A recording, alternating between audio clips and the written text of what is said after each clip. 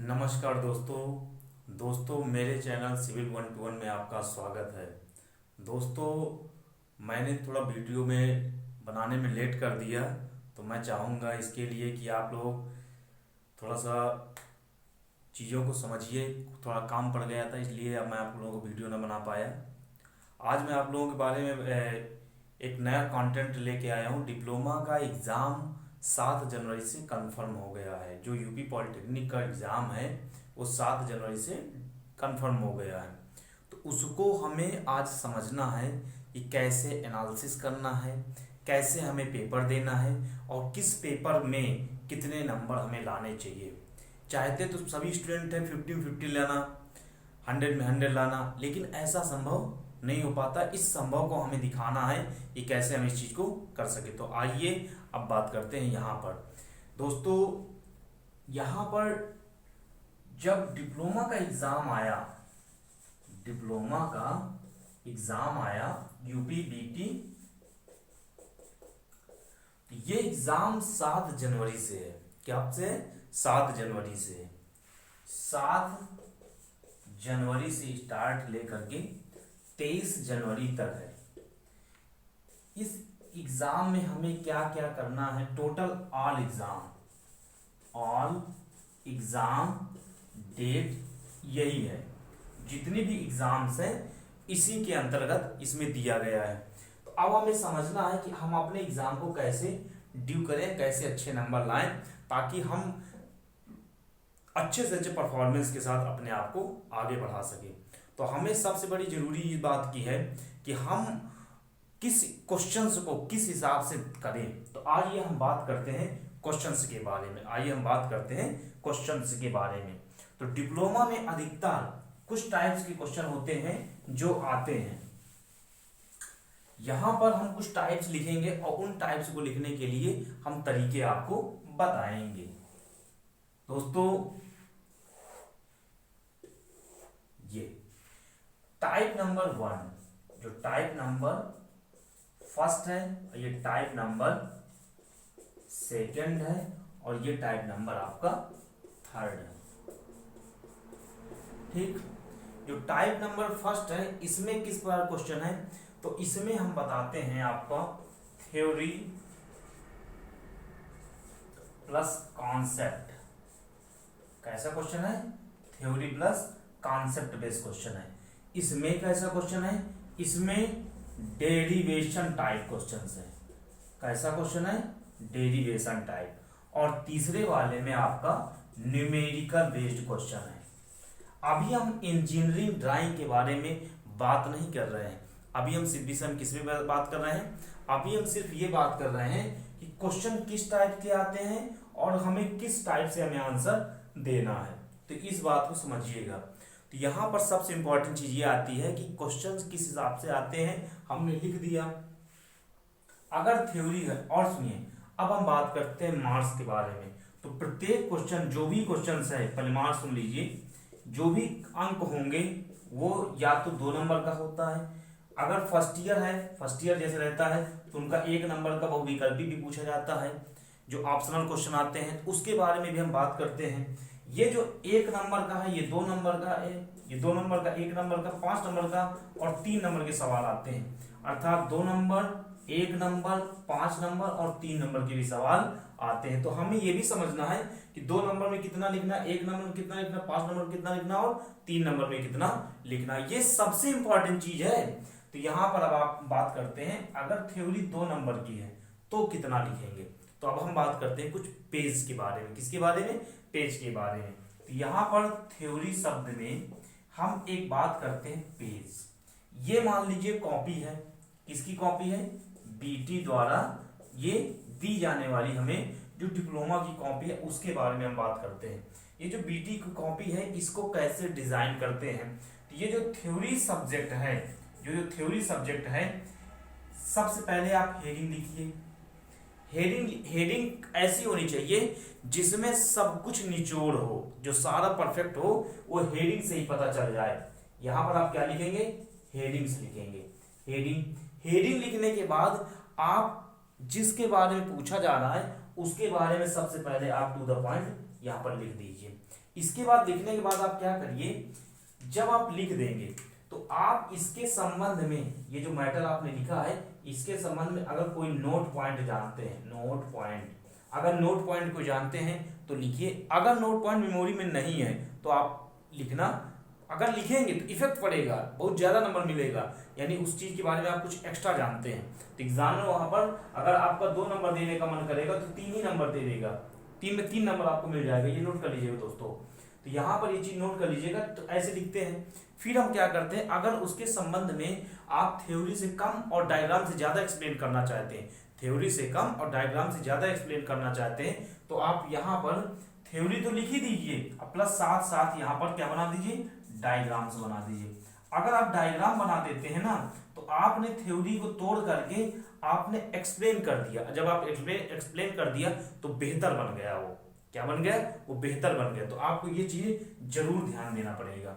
ये होता है मेन थ्योरी सब्जेक्ट में। थ्योरी सब्जेक्ट में सबसे इंपॉर्टेंट चीज ये होती है दोस्तों।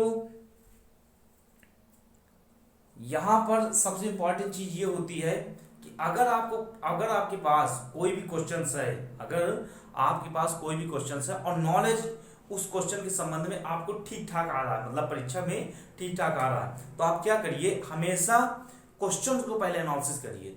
कम से कम उस क्वेश्चन में 1 मिनट तो दीजिए समझने के लिए। इतनी प्रैक्टिस कर लीजिए अपने पेपर से कि आपको कम से कम समय लगे वहां समझने में। आप जब क्वेश्चन को समझ लेंगे तो आपके पास शब्दकोश घूमने लगेगा, क्योंकि जब पॉलिटेक्निक का बच्चा एग्जाम देता है तो सबसे पहले उसके पास एक चीज कमी आती है, उसके पास टाइम की कमी नहीं रहती। टाइम तो 2 घंटे 30 मिनट रहता ही रहता है, ये 2 घंटे 30 मिनट उसके पास पर्याप्त रहता है लिखने के लिए। लेकिन दोस्तों यहाँ पर क्या होता है, वो 2 घंटे 30 मिनट में उतना नहीं लिख पाता है जितना उसे लिखना चाहिए। वो शब्दकोश ही नहीं ढूंढ पाता है, और शब्दकोश ना मिल पाना सबसे बड़ी उसकी थोड़ी सी कमी हो जाती है। वो कमी क्या होती है, उसकी कमी होती है वो सही ढंग से प्रैक्टिस नहीं कर पाता है, और जब सही ढंग से प्रैक्टिस नहीं कर पाएगा तो वहां पर वो आंसर छोड़ देगा। तो ये बात करते हैं आपकी थ्योरी सब्जेक्ट की। अब हम बात करते हैं डेरिवेशन की। तो डेरिवेशन कैसे मैन्यूट किए जाते हैं, कैसे उसे सॉल्व करना चाहिए। तो डेरिवेशन में आते हैं यहां पर दोस्तों, हेलो दोस्तों, अब देखते हैं, बात करते हैं डेरिवेशन में। डेरिवेशन में क्या होता है, डेरिवेशन होता क्या, पहले आपको यह समझना है। तो डेरिवेशन फार्मूलों की सेटिंग डेरिवेशन कहलाती है। क्या कहलाती है, फार्मूलों की सेटिंग डेरिवेशन कहलाती है।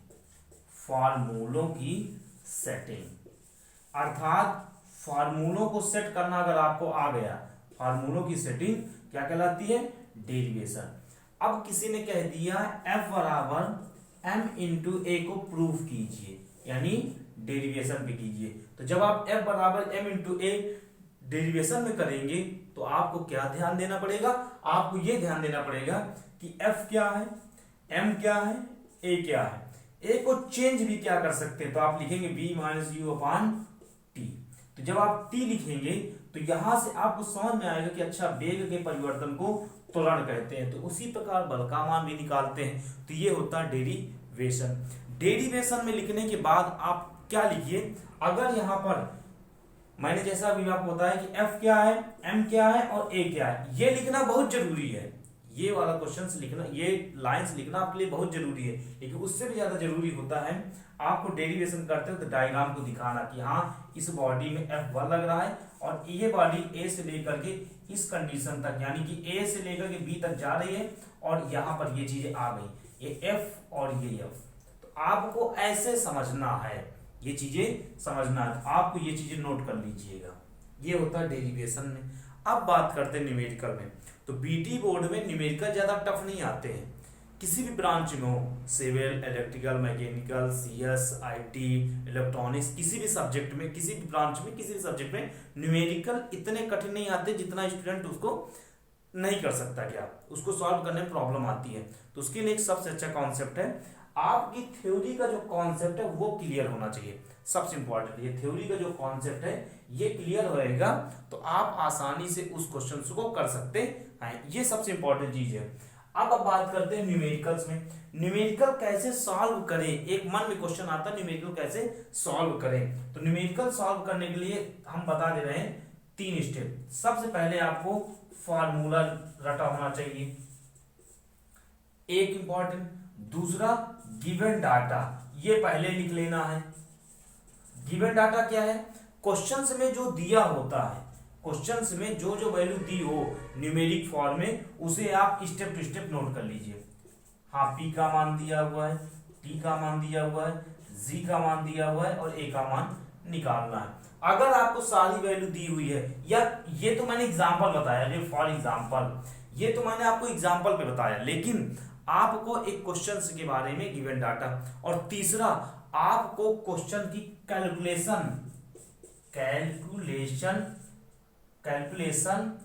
With unit change,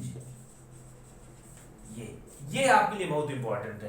calculation with unit change, ये अगर आपको आ गया समझना तो आप समझिए आप परफेक्ट हो गए। ये आप नोट कर लीजिएगा।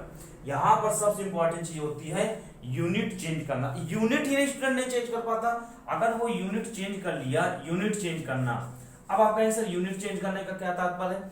यूनिट चेंज करने का तात्पर्य यह है कि जैसे मान लीजिए हम कहते हैं सेंटीमीटर है, तो सेंटीमीटर को हम एमएम में चेंज करें, या एमएम को हम मीटर में चेंज करें, तो ये नहीं आता। किलोग्राम को ग्राम में चेंज करना, ग्राम को टन में चेंज करना, टन को क्विंटल में चेंज करना, ये एक दूसरे से बहुत ज्यादा रिलेटेड होता है। तो आपको हमेशा क्वेश्चंस को ये जरूर ध्यान देना पड़ेगा।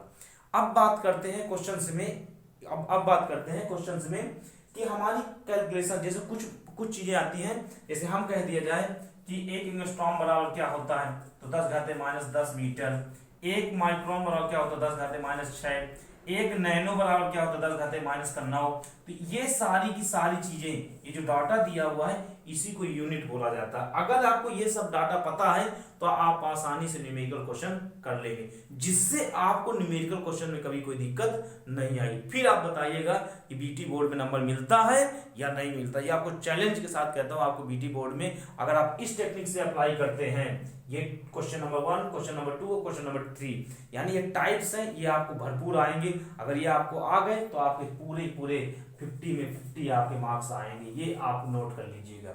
अब जनरली एक क्वेश्चन बनता है कि सर कैसे नंबर लाएं, तो आप नोट कर लीजिएगा, जितना भी आपके कॉलेज में, जो आपके कॉलेज की तरफ से सेशनल मिलता है, उस सेशनल्स में यहां पर आपका सेशनल में ये आपका 45 और सेशनल 55 का रोल निभाता है। अर्थात कहने का मतलब ये निकला, अगर आप ओवरऑल देखते हैं यहां पर दोस्तों, ओवरऑल अगर बात करते हैं कि हमें कितने नंबर चाहिए, यहां पर देखिए 45 ये आपका हमारा मार्जिन है, और 55 ये आपका कॉलेज से मार्जिन है। ये हम एग्जाम देते हैं, ये आपका बोर्ड एग्जाम कहलाता है। क्या कहलाता है? Board exam 45%। और ये आपका जो है, ये आपका कॉलेज देता है। तो कॉलेज 55% अगर देता है, तो 50% में अगर आप 50% भी मान लीजिए, इसमें अगर आपने इस 55% में अगर आप 35 भी ले आए ना, तो समझ लीजिए इन दोनों को अगर ऐड कर दिया 35 और मतलब टोटल 50, तो आपका 85% बन गया। यानी 85% आप नंबर पा गए।